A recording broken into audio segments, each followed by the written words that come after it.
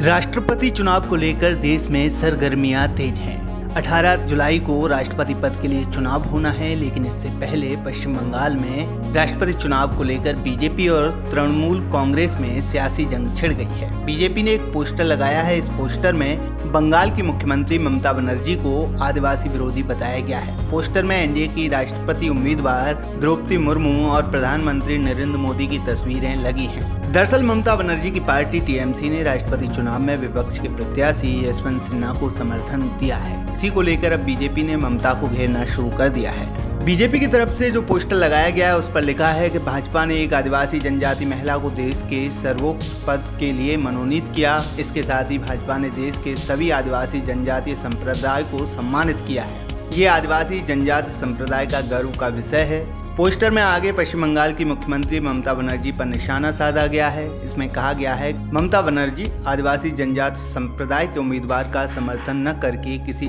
अन्य का समर्थन कर रही हैं। वो आदिवासी समाज के करीब आने से हिचकिचा रही हैं। ये भिन्नता थी और रहेगी। बता दें कि द्रौपदी मुर्मू को राष्ट्रपति पद के लिए प्रत्याशी बनाकर बीजेपी ने विपक्ष के सामने एक बड़ी मुश्किल खड़ी कर दी है। द्रौपदी मुर्मू के नाम के ऐलान के साथ ही विपक्ष की एकता में फूट पड़ गई।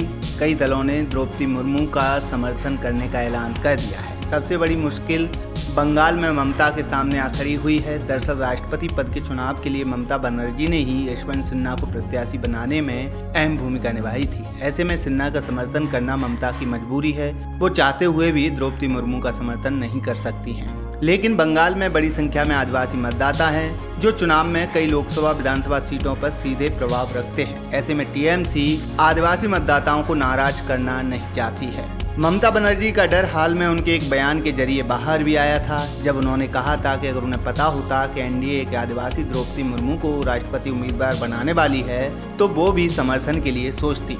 लेकिन अब बीजेपी ने उनके इसी स्टैंड को उनके खिलाफ हथियार बना लिया है।